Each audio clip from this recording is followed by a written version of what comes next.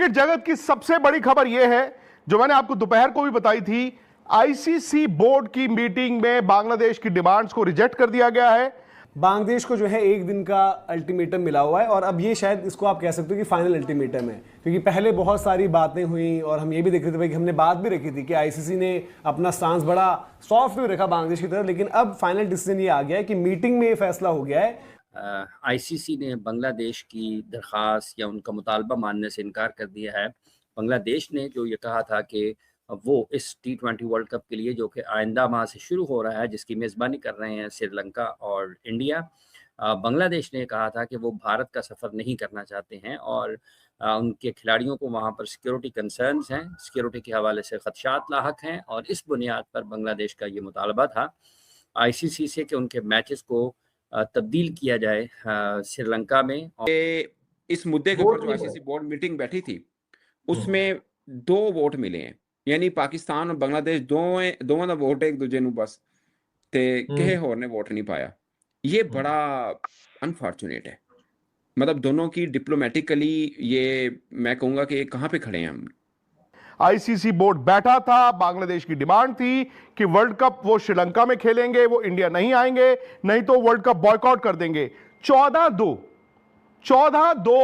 ये बांग्लादेश के खिलाफ वोट गया है। एक बांग्लादेश था जिन्होंने अपने लिए वोट किया और उनके अलावा पाकिस्तान ने बांग्लादेश को सपोर्ट किया। बाकी जितने आईसीसी के बोर्ड मेंबर्स हैं सब ने बांग्लादेश के खिलाफ वोट किया और फिलहाल जब हम बात कर रहे हैं तो सिचुएशन ये है कि बांग्लादेश के बजाय स्कॉटलैंड को हां कर दिया गया है। ये आईसीसी बोर्ड ने अभी अभी अप्रूव कर दिया है कि बांग्लादेश की बजाय आप स्कॉटलैंड को इस वर्ल्ड कप में खिलाइए। ने बोल दिया है कि भाई आप अपनी सरकार से बात करें और वहां से जो है आप हमें बताएं कि आप खेलोगे या नहीं खेलोगे, क्योंकि अगर आप नहीं खेल रहे हो तो जो है आपकी जगह पर स्कॉटलैंड खेल रही होगी। और ये पूरा का पूरा ऐसा नहीं कि ये फैसला सुना दिया गया, वहां पर आईसीसी के जितने भी फुल मेंबर्स हैं सबके रिप्रेजेंटेटिव्स मौजूद थे, मेजॉरिटी वहां पर आपके ऑब्वियसली ये जो टॉप हेड्स हैं वो थे। और उसके बाद जब ये फैसला डिस्कस हुआ उसके बाद वोटिंग हुई, वोटिंग में फैसला हुआ कि हाँ भाई ओके ठीक है, आपका जो है सब ने यही वोट किया कि भाई ठीक है रिप्लेसमेंट का टाइम आ गया है, अब बांग्लादेश क्रिकेट बोर्ड को अपना डिसीजन बताना है। तो अब तक की जो इत्ला है वो सबसे बड़ी यही है कि बांग्लादेश के लिए एक धचका है, एक बड़ा धचका है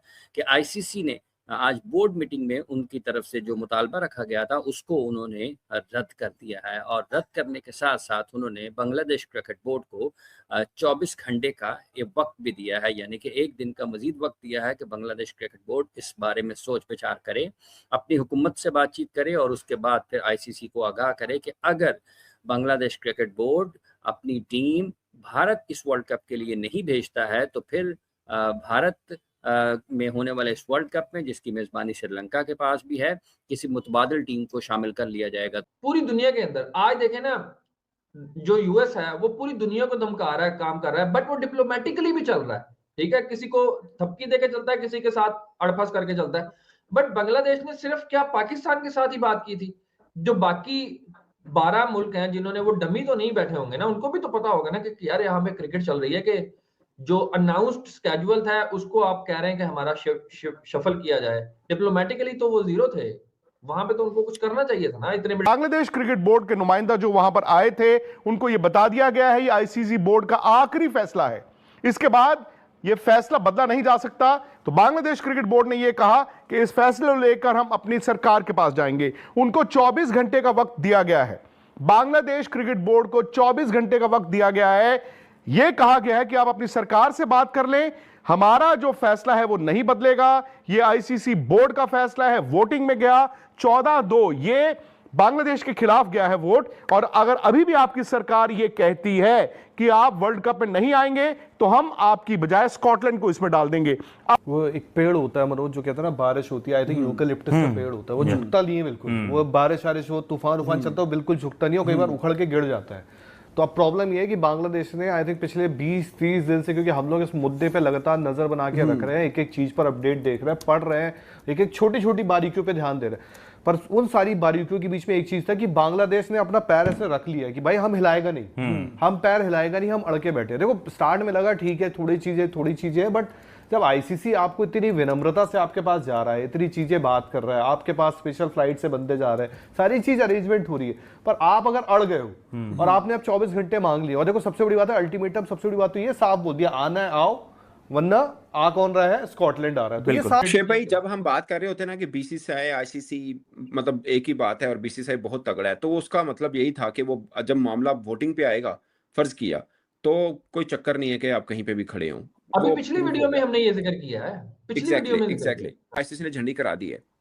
सुरख झंडी दिखाई है, उन्हें बोला कि भाई साहब आपको इंडिया में आके खेलना है। और प्रेस रिलीज अगर आप कहें तो मैं थोड़ी पढ़ भी देता हूँ, बल्कि मैं मफहूम ऐसे बता देता हूँ। उस प्रेस रिलीज के अंदर जो आईसीसी ने मेंशन किया, उन्होंने ये कहा कि हमने इंडिपेंडेंट सिक्योरिटी असेसमेंट कराई, हमने बाकी चीजें की, हर वेन्यू की कराई। उसके बाद ये साबित हुआ कि बांग्लादेशी क्रिकेटर्स, ऑफिशियल्स, फैंस या किसी को भी कोई मसला नहीं है भारत के अंदर आकर किसी भी वेन्यू पर मैच खेलने के लिए। ठीक है, नंबर 1। नंबर 2, उन्होंने एक बहुत हार्श लाइन लिखी, वो ये लिखा कि अगर अब हम मान लें बात जो कि हम अमूमन अब बात कहते होते हैं कि अगर हम अब बात ये मान लें कि चेंज कर दें, तो ये कोई अच्छी एग्जांपल नहीं होगी, अच्छी प्रेसिडेंट सेट नहीं होगा, तो प्रेसिडेंट सेट नहीं होगा, तो हम ये नहीं कर सकते। और ये न्यूट्रलिटी का मतलब दिखाना पड़ेगा आईसीसी को। न्यूट्रलिटी यही है कि जो शेड्यूल अनाउंस हो चुका उसी के मुताबिक मामला चलेंगे।